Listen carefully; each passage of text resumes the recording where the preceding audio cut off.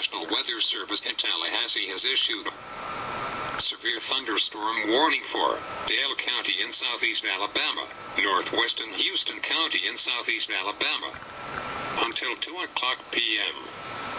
At 1:10 p.m., the National Weather Service has detected a line of severe thunderstorms capable of producing damaging winds in excess of 60 miles per hour.